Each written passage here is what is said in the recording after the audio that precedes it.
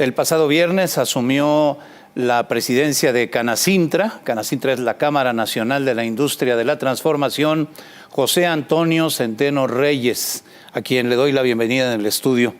Gracias por estar aquí, José Antonio. Buenas noches. Muy buenas noches, Guillermo. Un gusto poder acompañarte esta noche aquí. Gracias. Ya no hay tiempos fáciles. Ahora, más bien, todos los tiempos son de desafíos, pero los tiempos de hoy tienen sus dificultades particulares. Pandemia, crisis económica, inflación, guerra. ¿Cómo esperas que sea en este entorno tu gestión en la presidencia de Canacintra? Pues los empresarios normalmente sabemos que tenemos que ir contracorriente, pero como bien lo dices, ahora la corriente está muy fuerte. Son muchos factores, algunos internos y algunos otros externos. Sin embargo, estamos acostumbrados a saber que nuestra planeación tiene que ver más con el largo plazo que con lo inmediato. Y también dentro de las grandes crisis se abren grandes oportunidades. Todo depende de la capacidad de adaptación al cambio y los empresarios tenemos muy desarrollado esa capacidad. Creo que tenemos que reconsiderar nuestras estrategias para enfocar en temas de innovación, en temas de desarrollo regional. Por ahí tendríamos que estarnos orientando desde Canacintra. El crecimiento de la economía está siendo limitado, más de lo esperado. La inflación está siendo creciente. Hace años que no teníamos una inflación como la que tenemos ahora. Esta situación no se debe exclusivamente a temas internos, obedece en buena medida a factores externos, pero ¿qué hacer nosotros internamente para ayudar al crecimiento económico? Pues, a ver, efectivamente, 20 años no habíamos visto estos niveles de inflación y con un crecimiento pues que en el mejor de los casos llegaremos al 2%, no genera las mejores condiciones. Lo que el país va a necesitar para poder lograr despuntar económicamente es primero empleo. Y el empleo lo generan las empresas. Y las empresas para poder generar empleos necesitan tener las condiciones al menos mínimas de operación. ¿Qué esperamos? Desregulación administrativa, facilidades administrativas, una política industrial que permita detonar las inversiones, que generen certeza jurídica y que inviten a los empresarios a invertir más en México. Se necesita mandar una señal a los mercados de confianza, de certeza, de no estar haciendo cambios de las reglas del juego, de no modificaciones a las leyes de forma retroactiva. Una mala señal a los mercados es querer hacer reformas que cambien el estatus jurídico de los contratos que ya se tienen. Hay que modificar lo que haya que modificar, pero hacia adelante, no afectar a la certeza jurídica. Lo que necesitamos es empleos y lo que necesitamos son más empresas. Ahora voy a referirme un poco más a esto que mencionabas, pero déjame preguntarte, esta mañana anunciaste que presentarás en pocos días un plan estratégico para detonar el mercado interno y el desarrollo de las MIPYMES. Dijiste que la intención es incrementar el crecimiento del Producto Interno Bruto hasta en un 2% adicional. Yo sé que están preparando esta propuesta y no quiero anticipar vísperas, pero platícanos en términos generales de qué se trata esta propuesta. Con mucho gusto. Tú sabes que las MIPYMES generan el 52% del Producto Interno Bruto en México. De manera que todas las decisiones que incidan en elevar la productividad y la competitividad de las MIPYMES se reflejan de manera directa en el crecimiento económico del país. De ese tamaño la importancia de impulsar a las MIPYMES. Tan es así que se creó una ley de impulso y de desarrollo a la micro, pequeña y mediana empresa, que desafortunadamente hoy, aún siendo una ley vigente, se ha quedado como letra muerta. Y en esta ley se especifica que la Secretaría de Economía tiene que emitir las políticas y los acuerdos con la Administración Pública Federal para que todas las dependencias de esta, incluso las delegaciones federales en los estados, incrementen sus compras públicas a las MIPYMES para llegar a un mínimo del 32% de las compras públicas, de las contrataciones de servicios y de la obra pública a MIPYMES. Si esto se llevara a cabo mediante acciones concretas, respaldadas con presupuesto, con acciones políticas y acciones ejecutivas de manera eficiente y una coordinación, se podría impactar por lo menos en 2% del PIB. Insisto, porque impulsa el crecimiento de las MIPYMES que ya hoy generan el 52% del PIB. ¿Por qué hoy no se está generando así? A pesar de que la ley lo señala, hay una discordancia entre la política de impulso a las MIPYMES que le corresponde a la Secretaría de Economía y por otro lado la política de contratación pública que le corresponde a la Oficialía Mayor de la Secretaría de Hacienda. Una no tiene que cuidar cómo se llevan a cabo las compras y la que cuida las compras no tiene que impulsar, dentro de sus objetivos, impulsar el crecimiento de las MIPYMES.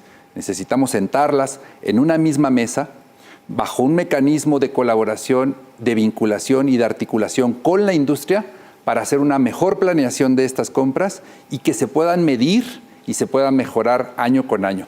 Hablar de un 2% no significa que de manera inmediata se va a dar, pero a eso podríamos aspirar articulando bien este programa. Déjame complementar con otra pregunta. ¿Qué tanta apertura ves en el gobierno para transitar con una propuesta como la que ustedes presentarán? Pues vamos a ver, vamos a presentar la propuesta y vamos a ver cuál es la reacción. Yo anticipo que Economía estará muy interesado porque ellos tienen la responsabilidad de impulsar por ley este crecimiento de las MIPYMES. Y seguramente tendremos en Economía un aliado para lograr estos acuerdos. Habrá que subir a la mesa de diálogo a la Secretaría de Hacienda a través de su Oficialía Mayor, que a partir de la administración del presidente Andrés Manuel López Obrador tiene la responsabilidad de las políticas de contratación pública. Al final es ganar, ganar y es un beneficio para México. Yo creo también que el presidente Andrés Manuel entiende la posibilidad de impactar de manera muy directa en el resultado a través de esto. Yo se lo platiqué en la comida que tuvimos los integrantes del Consejo Coordinador Empresarial en Palacio Nacional hace un par de semanas. Se lo expuse, le dije que le iba a presentar la propuesta de manera formal y me dijo que con mucho gusto la revisaba. Entonces yo confío en que tengamos por lo pronto en la Secretaría de Hacienda un gran aliado.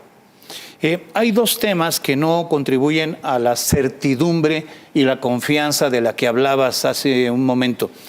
Uno de esos temas es el de la inseguridad, que a las empresas las impacta de manera brutal y en primer lugar, antes incluso que a otros sectores. ¿Qué hacer para mejorar la seguridad en el país? Es uno de los grandes pendientes. Hace un rato hablé de lo que pasa en Tamaulipas, de lo que sucede en Colima. Hace unos días hablábamos de lo que ocurría en Michoacán.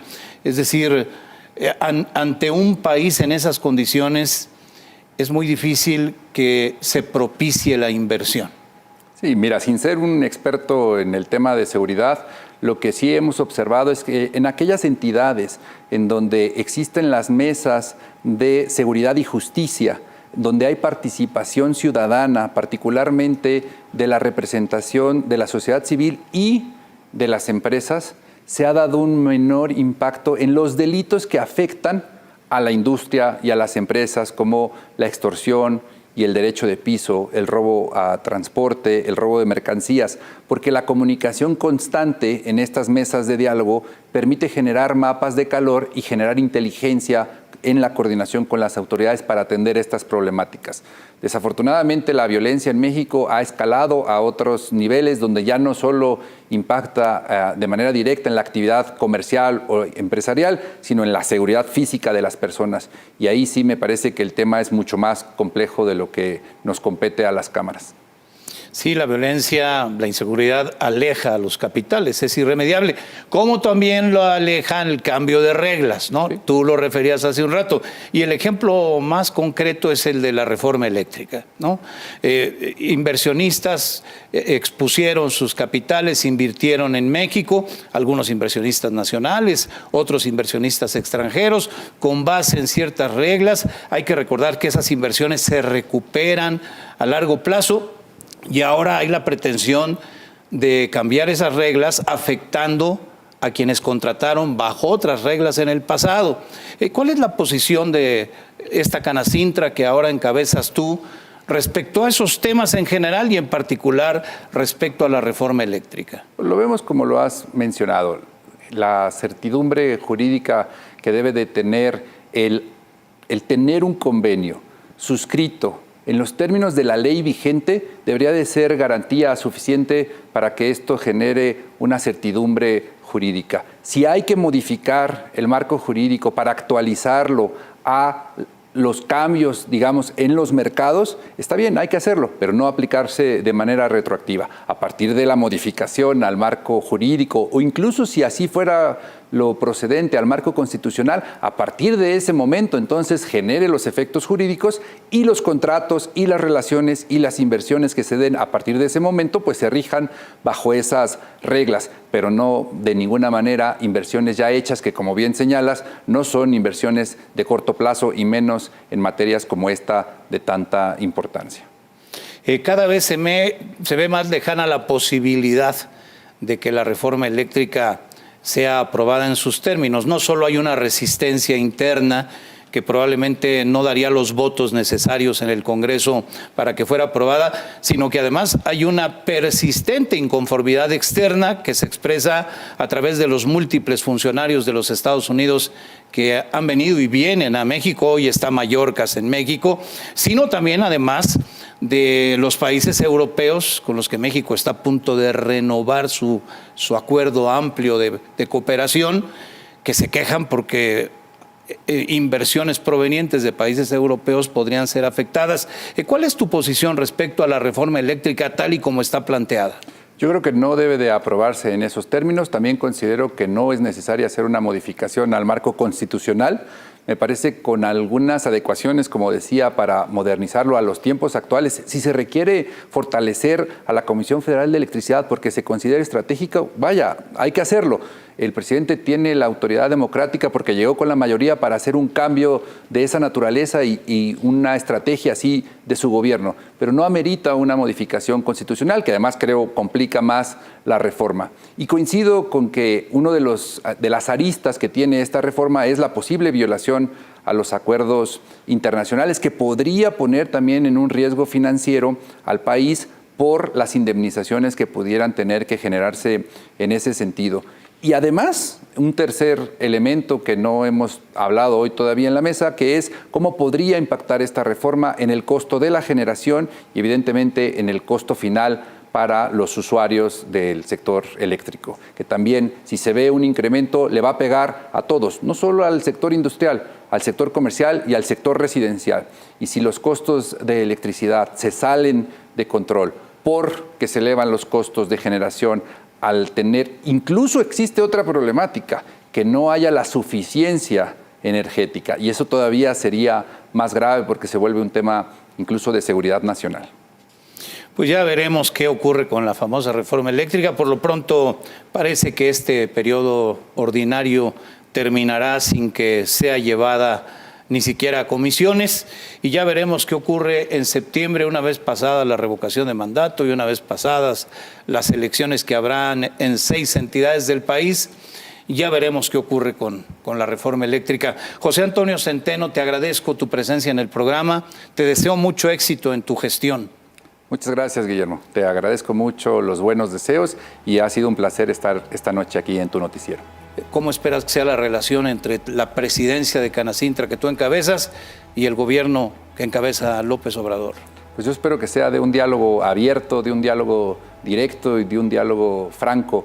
Al final yo creo que tenemos más coincidencias que diferencias en lo que queremos para nuestro país. Queremos cosas positivas para el país, queremos generar bienestar, queremos reducir la brecha de desigualdad, abatir la pobreza. Eso es lo que provocan las empresas. Y si el presidente es lo que persigue, pues creo que estamos del mismo lado. Muchas gracias otra vez, José Antonio Centeno. Gracias a ti, Guillermo. Hasta pronto, que te vaya muy bien. Enseguida